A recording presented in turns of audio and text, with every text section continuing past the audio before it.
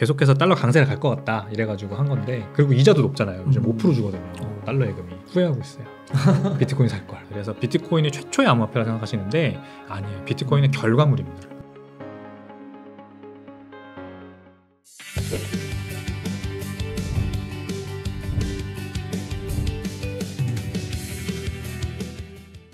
비트코인 스탠다드 있잖아요. 아, 네. 그 비트코인이 나중에 이제 기축통화가 될 거다. 그렇게 보는 게 비트코인 스탠다드 철학인 건가요? 네, 맞습니다. 근데 만약에 그거를 미국이 지금처럼 이렇게 비트코인을 자꾸 뭔가 제도권 안에 품고 비트코인, 그게 결국은 비트코인 스탠다드를 자기네들이 만들려고 한다고 볼 수가 있는 건가요? 미국 정부의 그 미래 지향점이? 비트코인 스탠다드는 일단 제가 정의를 간략하게 해드리면 네. 비트코인은 가치저장 수단으로서 먼저 인정을 받는다. 그리고 두 번째로 가치저장 수단으로 인정받으면 두 번째는 물물 교환의 대상으로 쓰이게 된다. 그리고 세 번째로 회계 장부 기록의 단위가 된다. 네. 이 세 개 단계를 거치게 되면은 완전히 스탠다드가 되는 겁니다. 네. 지금 피아트 스탠다드잖아요. 네. 법정 화폐 기준, 달러 기준 경제인 이유는 달러가 가치저장 수단으로서 인정받았고 물물 교환의 대상으로 쓰이고 그 다음에 모든 회계 장부에서 다 달러 기준으로 기록을 하기 때문이죠. 이게 이제 비트코인도 똑같은 패스를 가고 있는데 첫 번째 단계는 이미 도달을 했어요. 네. 가치 저장 수단으로서 인정받아서 사람들이 쟁여놓죠. 네. 지금 비트코인 뭐 1년 동안 안 움직인 비트코인이 전체 발행량의 70%다. 역대 최고치다. 네. 이게 결국 계속해서 이 가격이 하이로우를 그릴 때마다 늘어나잖아요. 계속 가치를 깨닫는 사람들이 늘어나는 겁니다. 가치 저장 수단으로서. 이런 사람들이 늘어나면 어떤 특정 임계점을 지나면 이거로 이제 거래를 하는 사람들이 생겨나요.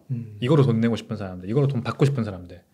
그래서 저는 이 두 번째 단계가 성공하려면 반드시 성공할 거고 성공하려면 자영업자들이나 사업가, 그 기업들이 비트코인을 결제 수단으로 받는 사람들이 늘어나면 자연스럽게 쓰는 사람들도 늘어난다고 생각합니다. 그래서 밸런스 시트 디시전을 내리는 회사들이 늘어나야 돼요. 예를 들어 자영업자예요. 나 커피숍을 운영하고 있어요. 내가 비트코인을 가치저장 수단으로서 너무 잘 알고 있어서 매달 이 가게를 운영하면서 버는 돈으로 비트코인을 사요. 거래소에서.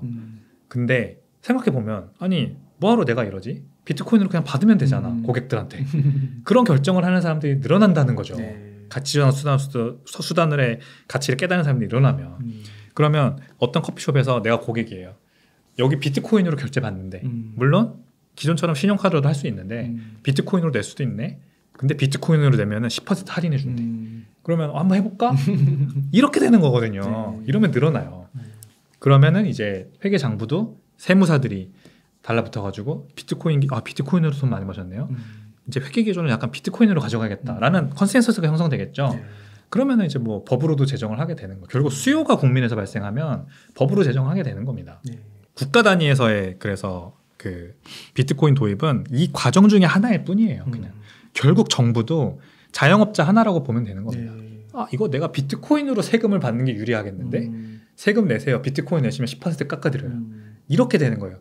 왜 그러면 이렇게 하느냐? 비트코인으로 쟁여놓고 싶으니까 미국 정부가 사면 되지만 사는 것보다 이렇게 하는 게 낫겠는데 라고 생각을 하게 되는 거죠. 이게 비트코인 스탠다드입니다. 네. 결국에는 거기까지 가면. 그러면 비트코인이 2,100만 개로 정해져 있잖아요. 네. 근데 그 달러는 이제 그게 옛날에는 그게 비트코인이 금 역할이었다고 볼 수가 있는 거잖아요. 근데 그거를 금태환을 푼 게 달러를 마구 찍어내고 싶어서 그런 거잖아요. 그러면은 그 비트코인 스탠다드로 간다는 것 자체가 미국이 스스로를 이렇게 옥죄는 거 아니에요? 그렇죠. 그럼 불리한 결정을 할까 과연?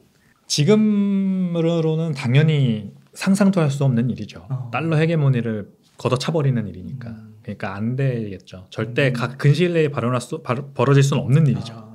다만 이제 달러가 붕괴했을 때를 생각을 해봐야 돼요. 달러가 붕괴했을 때. 달러가 지금은 전 세계에서 안전자산의 역할을 지위를 차지하면서 이제 결제 수단으로 쓰일 수 있는 게 미국 국채에 대한 믿음 때문이에요. 그렇죠.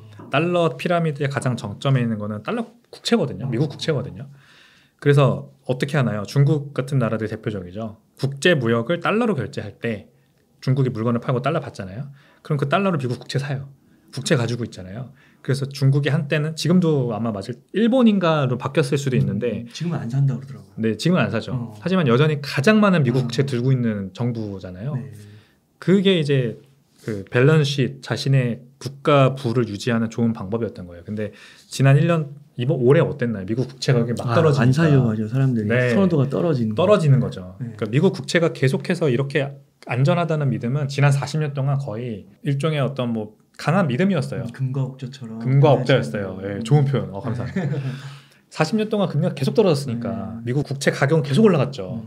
그러니까 이제 이게 가능했던 건데 한번 본 거죠. 이번에 맛을 본 거죠. 아, 미국 국채도 가격이 반토막 날 수 있구나. 그렇구나. 그래서 이렇게 하면 안 되겠다라는 생각을 한 중국, 일본 같은 나라들이 이제 안 사잖아요. 그러면은 이게 이제 앞으로 더 심화될 수도 있다는 거예요. 왜? 미국은 계속 달러를 찍어내니까. 네. 이제는 통화 정책이 안 먹히니까 재정 정책으로 막 인프라 빌 이런 거 통과시켜가지고 막 1조 달러씩 찍어내서 그러니까요. 막 미국 그냥 경제에 뿌리잖아요. 그러니까 뭐 이제 보조금으로 주잖아요. 보조금으로. 이런 거를 글쎄요. 저는 앞으로 어떤 일이 발생할지 모르겠지만 절대 지속 가능하진 않다고 그렇죠. 생각을 하거든요. 언젠가 반드시 문제가 터질 거예요. 그러니까 고럴 때 비집고 들어가는 거죠. 비트코인이. 미국 국채로는 이 달러 피라미드가 여기에 있는 미국 국채로는 유지가 안 된다. 달러 가치 유지가 안 된다. 그러면 뭔가 들어와야죠. 네. 골드가 될 수도 있어요. 네. 금이 될 수도 있는데 금보다 더 좋은 게 있잖아요. 있잖아요. 우리가. 비트코인이죠. 그렇죠. 그래서 이제 들어오는 거죠. 우리 그러면 의회에서 결의안이 나오는 겁니다. 비트코인을 가지고 있어야 된다. 네. 안전자산을 뭔가 가지고 있어야 된다 하면서 가지고 있자. 미국 정부 이름으로 사서 가지고 있자. 로버트 케네디 주니어가 공약에 그게 있어요. 미국 정부의 이 담보로 국가 담보로 비트코인 및 비트코인 금 등 몇 가지 원자재를 가지고 있겠다. 유지하겠다 몇 %로. 그게 이제 공약이 있단 말이에요. 네. 그러니까 미국 정치인들도 아는 거예요. 이렇지 않고선 달러 가치가 폭락할 수 있다. 국채 가치가 폭락하면서.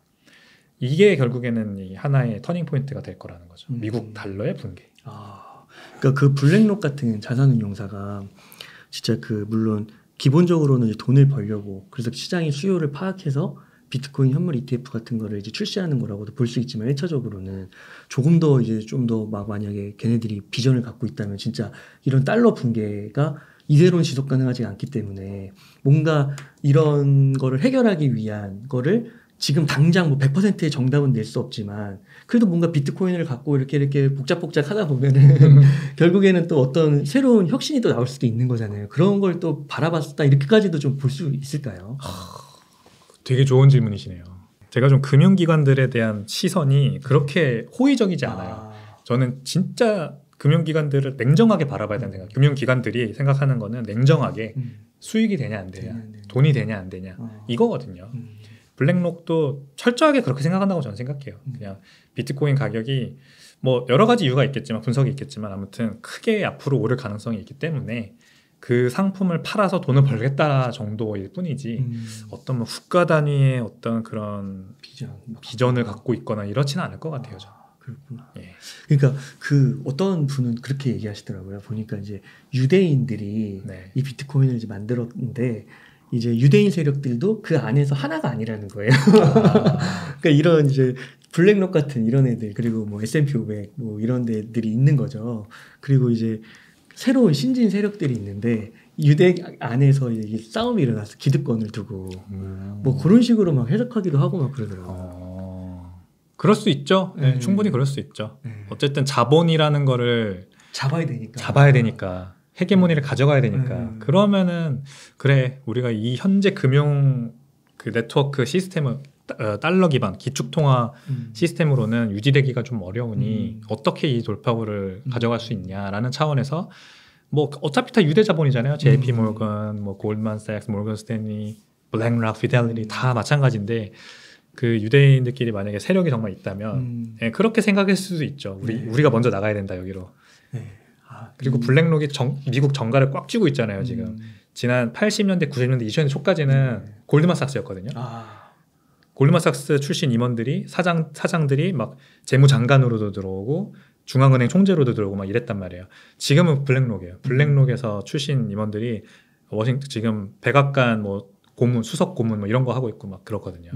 그러니까 어차피 우리가 정치도 다 지금 어느 정도 장악을 하고 있으니 우리가 한번 입고 가보자 이런 생각을 하고 있는 수도 있죠. 네, 그렇군요. 반감기 한번 여쭤보고 싶은데요. 그 반감기가 이제 되게 많은 분들이 기대를 하잖아요. 그러면은 이게 지금도 그 채굴 기업들이 적자 상태 아닌가요? 지금 적자예요. 그러면은 반감기 되면 더 적자가 되는 거 아니에요? 그렇죠. 그러면은 많이 망할 것 같고 채굴을 안 할 것 같기도 한데. 이게 검색을 해보면 네. 가정용 전기 기준으로 네. 했을 때 적자지 산업용 전기 또는 채굴자들이 어떻게든 끌어오고 있는 값싼 전기 기준으로 하면 흑자죠. 그래요? 그거는 이제 근데 사실 뭐 평균을 내서 구할 수가 없는 수치이기 때문에 정확히 알 수는 없어요. 가정용 전기 기준으로는 평균으로 봤을 때 지금 적자가 맞습니다. 지금 한 46,000불 정도 1비트코인 채굴하는데 46,000불이 든다고 나오거든요. 네. 그러니까 지금 가격이 얼마인가요? 비트코인 43,000불? 42,000. 42,000불이니까 적자죠. 적자. 네, 그러니까 비트코인 가격이 더 올라줘야 되는데 근데 가정용 전기 기준이잖아요. 이건. 그래서 이 채굴 기업들은 지금 이제 잘 나가고 있는 채굴 기업들은 이미 이거를 다 충분히 코스트 다운 시켜놨죠.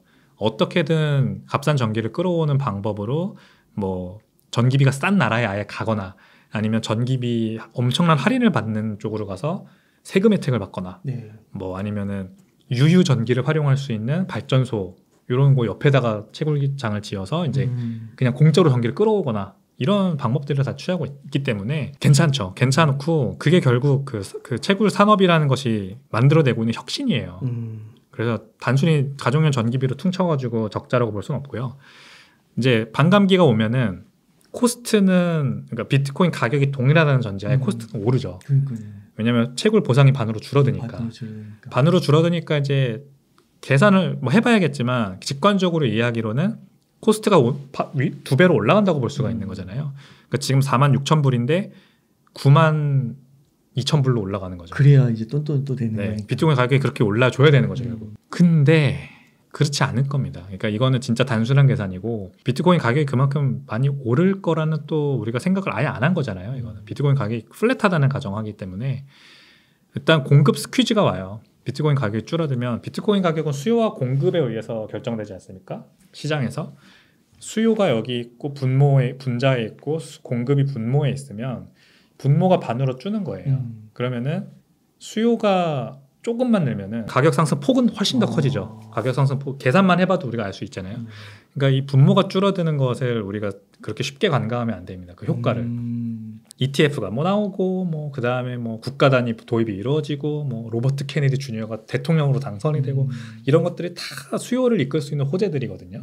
그 호재들이 이 분모가 2분의 1로 줄어버렸을 때 어떤 큰 가격 상승 효과를 가져올지 이거를 같이 생각을 해봐야죠. 그 지금 비트코인 그 잠긴 물량, 네. 유통 물량 이게 되게 점점 유통 물량이 줄고 있다 뭐 이런 얘기도 나오더라고요. 그러니까 잠긴 물량이 더 늘어나고 있다. 늘어나고 있는 거. 네, 맞습니다. 이때 이제 수요가 붙으면 가격 폭증하는 거잖아요. 그렇죠. 예. 공급 스퀴즈가 오고 수요가 느는 거죠. 그렇군요. 근데 이게 저는 참 최근에 이제 반감기가 이제 오면서 저는 이제 개인적으로 첫 번째로 경험하게 된 반감기인데. 이게 보니까 이 뭔가 이렇게 원리 있잖아요. 비트코인 가격의 이렇게 형성 원리라고 해야 될까요? 이런 거를 어떻게 이렇게 짜가지고 만들었는지 설계를 했는지 이게 참 대단한 것 같더라고요. 정말 대단합니다. 그죠. 정말 대단하고 사토시의 서라는 책이 있는데 그 나카모토 사토시가 동료 개발자들과 비트코인을 처음 기획할 때부터 나눴던 이메일들이 다 거기 들어가 있는 그래요? 정리한 책이 있어요. 네. 너무 어렵긴 한데 네. 개발 용어고 막 이래가지고 이제 거기에 나오는 여러 가지 이제 것들을 보면 어떻게 이런 생각을 했지? 그런 이제 감탄이 나오는 거죠, 진짜로. 아주 수학적으로 되게 미학적으로 수학적으로 미학적으로 정말 아름답게 디자인된 그런 코드예요. 네, 너무 멋있어요. 그리고 그게 그냥 2008년에 사실 이제 비트코인이 2008년에 탄생했다고 하니까 이때 딱 나온 걸로 알지만 사실 뭐 암호학과 무슨 막 경제학이나 뭐 이런 것들이 막 종합돼가지고 그쵸. 몇십 년 전부터 이게 계속 발전되어 온 거라고 막 그러더라고요. 맞습니다. 학문적으로도 막 정립되고. 맞습니다. 암호학이라는 거는 1960년대부터 있었던 학문이고 되게 활발하게 논의되던 학문이고 그거를 이용해서 암호 화폐를 만들자는 주장은 70년대, 80년대, 90년대 계속 있었어요. 예, 여러 사람들이 만들었습니다. 그래서 비트코인이 최초의 암호화폐라고 생각하시는데 아니에요. 비트코인은 결과물입니다. 그 수십 년 동안 축적된 그 학자들의 노력에 의해서 탄생한 결과물이지 절대 첫 번째가 아니고요. 그 비트코인이 그래서 완벽한 거예요.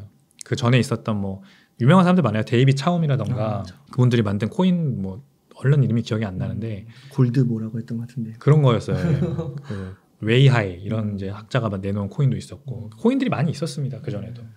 네, 비트코인은 결과물이다. 그거를 기억하셔야 됩니다.